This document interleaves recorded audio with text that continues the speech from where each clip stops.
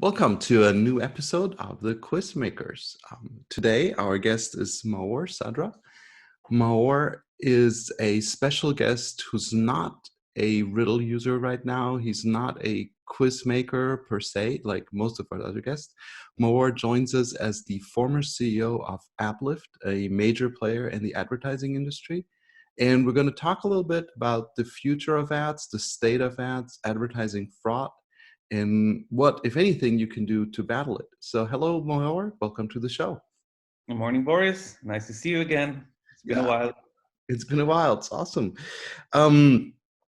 So not every one of our listeners knows a lot about, the players in the ad industry. They may be running some Facebook ads or Google ads, but could you spend like a minute or two telling us about AppLift, what you guys were doing? I think that'd be very interesting. Yeah, cool. Happy to. So yeah, when I joined AppLift, this was in my, this was about 6 years ago. Before this been about 14 years in the ad tech industry, 10 of which in desktop advertising, I consider, and then the last decade in mobile. Now, when I joined AppLift was fairly young, but it was already one of the most prominent players in performance marketing. Now, that meant that app developers back then had very limited options to how to distribute their apps. Because the app stores themselves, their discovery is not the best. Like if you try to type a search on Google, like who was that actor in Game of Thrones, you will get hits, you will get the answer. If you try to do the same on mobile, you're gonna get nothing. You're not gonna even get IMDb as a suggestion. So search within the App Store is not being great. Hence, app developers kind of were forced to figure out other ways to do distribution. AppLift was a company who connected between app developers who wanted to distribute their apps and publishers who had media inventory. And we priced it on performance basis, means that the app developers didn't pay AppLift when a user saw an ad or clicked an ad, but only when a user downloaded and installed an ad.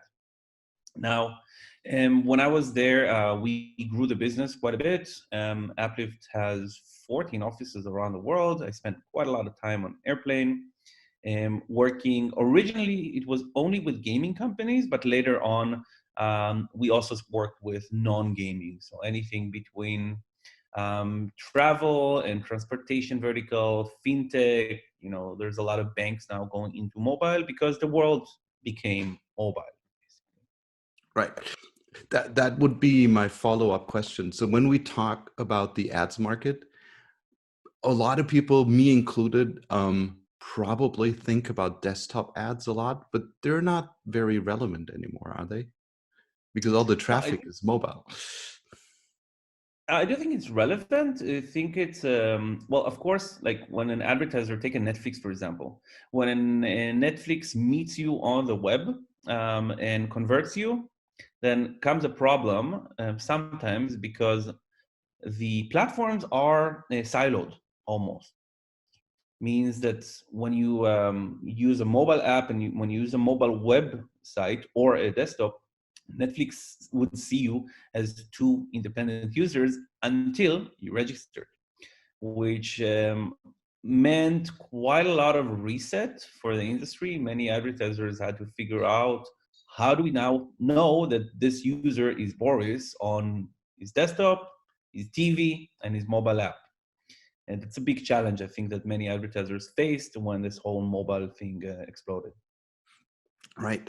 So how would you classify the status of today's ad industry? Let's say if you're a small business, do you even stand a chance from running regular ads through, probably Google or Facebook ads, or will the big players be the only ones that even have a chance to make money from running ads? What's your take on that? Well, to your first question, how do I, how would I look at the ad industry or mobile industry? There's this emoji of the guy who puts his hand on his face. That's kind of how I would classify it. It's a jungle. It's chaotic. It doesn't mean that there is no chance. I think, as always, product plays a big part here. If you have a great product, then okay, you have a chance. But when it comes to fighting against the bigger players or the more established players, it is interesting. If you go to the app stores and look at the top grossing apps, the ones who make the most revenues, they are not new. They are like, I think the average age there, I've done it once, was like 6 years. So it means that to become an established player is a lot of work. On the other hand, there are so many interesting marketing tools these days to allow you to actually understand who are my users and then do a better job targeting, segmenting, getting and finding users rather than trying to fight the biggest players in the world. And of course, it takes time, it takes budgets, and it always takes creativity as well, because of course there's always these stories about apps that made it even with very little marketing because they found their audience. Right. And then the other issue I think people are facing. So obviously, first, as you mentioned, a great product. That's not easy. But yeah, if you have one, things become easier. But then I recently attended an online conference from some big brands talking about ads, and a lot of their marketing people complained about ad fraud. And I asked, innocent as I was in this industry, then as a smaller player as Riddle would be, are we affected by ad fraud? If we just use Google ads and Facebook ads? And the response was hysterical laughter. Um, what is your take on ad fraud? Is it really a huge problem? It is a huge problem. It's well, think about it. Basically, edtech, like digital advertising in general, like as advertisers, when you buy 1 million impressions and get 10,000 clicks out of it, you're happy. When you get out of those 10,000 clicks, 100 conversions, you're pretty happy. Now, what does it mean? It means that you are willing to kind of like, waste away all the impressions that didn't result in the clicks that didn't result in conversion. Now, if you're a bank robber, you need to really work hard to get into the safe. If you are a fraudster and you want to make money, then all you really need to do is just, generate some fake impressions, fake clicks, or sometimes even fake conversions. It's a huge problem. And there are, unfortunately, companies whose business is to do that. Now, a big part within mobile and mobile apps has been tracking attribution. In desktop, you own your domain, literally. Okay, you as Riddle own riddle.com. Now, if you are a mobile app developer, you don't own that domain. It's hosted on Apple or Google. Now, these companies have no interest to expose their data. They're not going to share their data with you. So you as an advertiser depend on third-party technologies to kind of tell you, well, we think this user who installed your app is a real user. And we think so because, well, this is where he touched your ad or clicked your ad last. It's a bit of an obscure / odd environment where the industry just accepts it because there hasn't been another way. And I sometimes, give the analogy to a football team where like you have 11 players and they're playing together, but you're giving all the credit to the striker to the point where you're saying, why do I need 11 players? My team can be only a striker. He's scoring the goals. Why not? It is ridiculous, but it is how the industry has worked until now because there was no other way. So just one quick question in case people are not familiar. When you mentioned last click, so typically whoever delivers the last click to a download or to a purchase is who gets the most money, right? Or who gets future business, correct? Is the one that gets all the credit. Not part, not like, wow, you did a great job. Everybody else, you also did a good job. It's you're the only one who did a job. So to defraud people, you have to make sure you're the last click. Exactly, which is what fraudsters did. Actually, it's not just fraudsters. So the industry is even more complicated.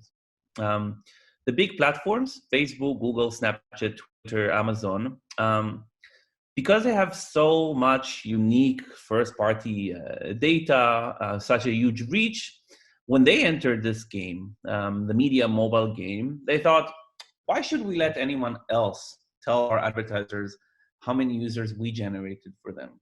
Like, we have unique data, so we will not expose our data, Facebook, for example, Google. We will tell the advertiser, well, we showed a user an ad, so we claim that we generated this install for you. Now, there is a situation, there is a scenario where an advertiser will go on Facebook and see, wow, Facebook generated Boris. The same advertiser will go to Google and see, wow, Google claims that they generated Boris for me, and so on and so on and so on. And the attribution solution will try their best to deduplicate and say, well, it wasn't them, it was actually this publisher who generated 1 million clicks, and 300,000 of them came from Boris, and this publisher was the last one to have Boris click, so it's this publisher. That's how fraud looks like. It's sometimes very visible, yet ignored, because of the enormity of the data that we're talking about. Okay. So, and as I introduced you as the former CEO of AppLift, that implies that you're not the CEO there anymore since recently. You became, as you could tell, very interested in this whole topic of ad fraud, how to battle it, and you started your own company in that field, correct? Yeah. I wouldn't say we're an ad fraud company, but for the last few years, since I joined AppLift and understood how the big platforms are tracking the fact that Facebook, Google, and so on are self-attributing, and the advertiser basically has absolutely no way to know what's going on, and fraud became such a huge problem. A few years ago at AppLift, I started advocating towards change. I became very vocal and opinionated on the fact that attribution is broken and it needs to be fixed. The way I tried to do it in the past was I just tried to put the attribution companies in the same room and, hey guys, let's figure out standards. Second thing I tried to do is to get advertisers to rally up and push against Facebook and Google to, hey, allow us to use our attribution and give us the data. Now, being in this industry for 20 years, looking back now, that was very naive. Facebook and Google are not going to change for advertisers. The other thing, by the way, is that coming from desktop advertising, and desktop advertising is massively controlled by brands, okay?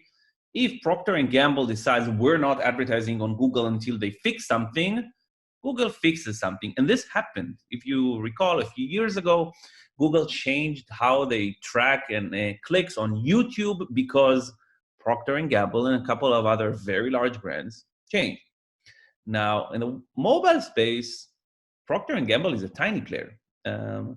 Zynga is a bigger player than Procter & Gamble. Playtika is a bigger player than Procter & Gamble. A lot of these mobile app performance advertisers, specifically gaming, are very large, very competitive, and they figure out their way on how they advertise. And when the brands, do a ban on Facebook, it's actually good for the performance app developers. So there's not a single player that is big enough, or even 10 players that are big enough to make a change. Now, for years, I really tried to talk the attribution to the attribution companies about resolving their own issues. But interestingly enough, where the attribution companies went was, well, our product kind of incentivized publishers to do fraud on our systems. We're going to charge you for this new feature that is anti-fraud. That is a feature that basically circumvents their own loopholes. I found that relatively, genius on a business side, but I don't want to say the word unethical, but it wasn't really what I cared for much. Now, I really started asking the question, what needs to really happen? If I cannot disrupt the ecosystem, what can I do?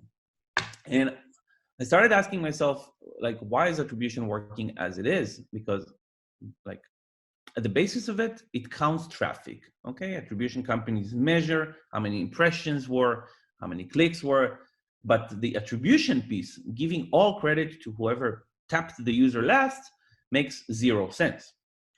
Now, working with a co-founder and trying to understand the industry, like how do you know that what you're doing is actually effective? How do you know if you don't stop advertising tomorrow for a month, see your numbers go down, and then add campaign by campaign, vendor by vendor? How do you know what is the actual value? And now this like stopping for a month, no advertiser does that. That's kind of like commercial suicide.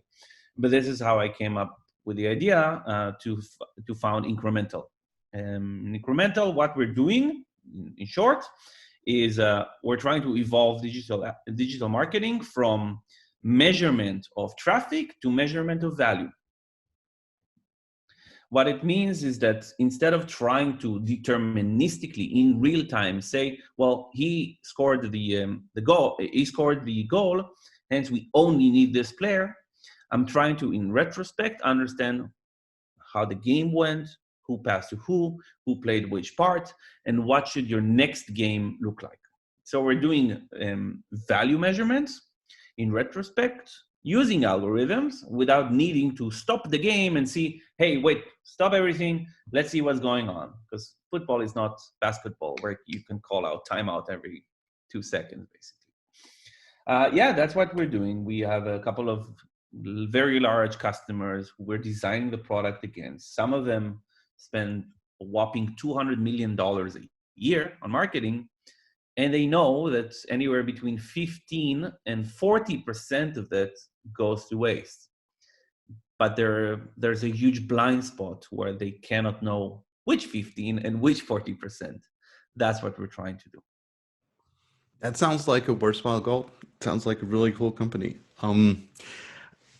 Speaking of, other things you can do, and because we're the quiz makers, I also wanted to tie very quickly back into what else you can do on advertising.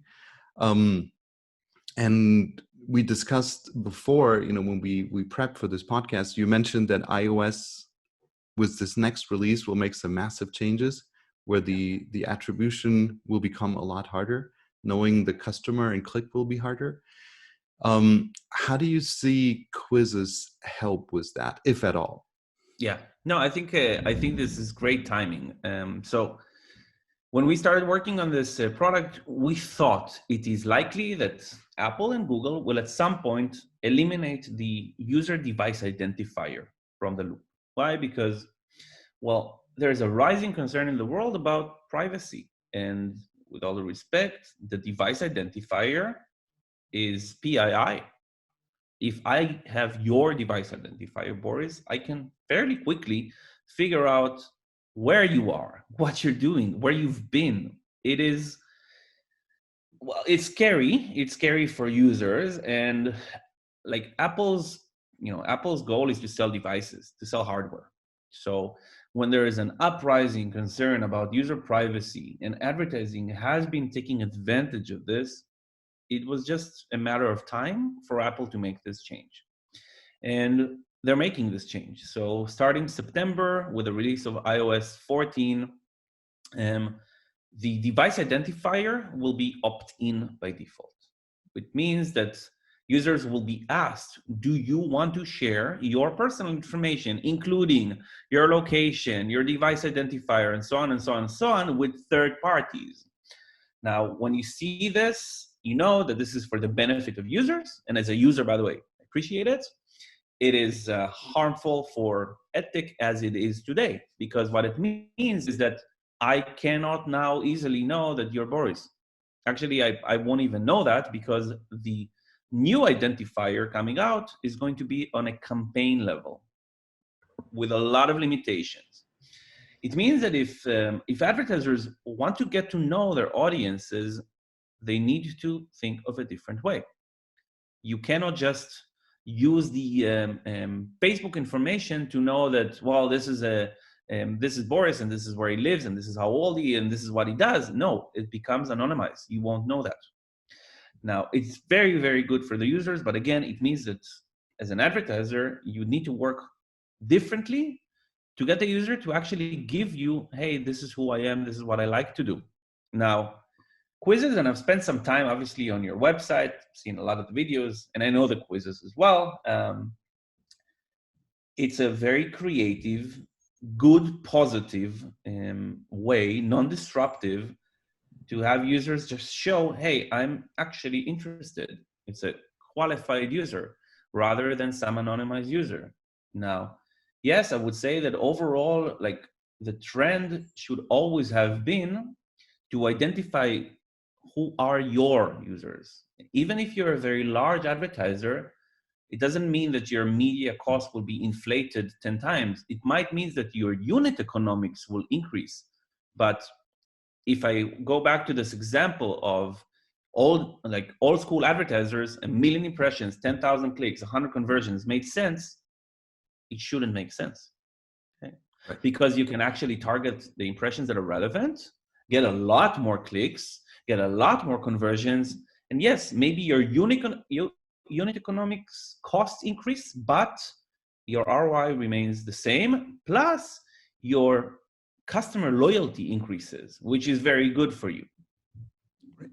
And we know from quizzes, you mentioned they're really good to know your user, and they actually are. Specifically, if you do it on a voluntary opt-in basis, would we see people going through a quiz, if at the end of the quiz they see a form to fill in additional data, even if the form's optional, if the call to action is good, if there's value provided, we see 30 to 40% opting in, which, as you said, in terms of unit economics, that probably blows every other method out of the water. Yeah. Yeah. Yeah. Okay. Well, cool. More, we're like quizzes. We're trying to keep these short and sweet. So I'd like to do a little wrap up here. Thank you so much. It was very insightful, to a point scary, to learn about the state of the industry. I really hope that your new company takes off, and helps people save money on the wrong impression, not necessarily on fraud, but on the wrong impression. And love the analogy of the soccer team. I think people forget that it takes more than just one person, or Yeah. more than just one click. I love that. Really cool. Thank you so much for being on the show. It was Thank wonderful. you for having me, Boris. And all the best for Incrmntal. We'll Cool. link to you in the show notes for sure. Cool. Thank you very much. You're welcome. Bye-bye. Have a great day. Bye, Maor. Bye.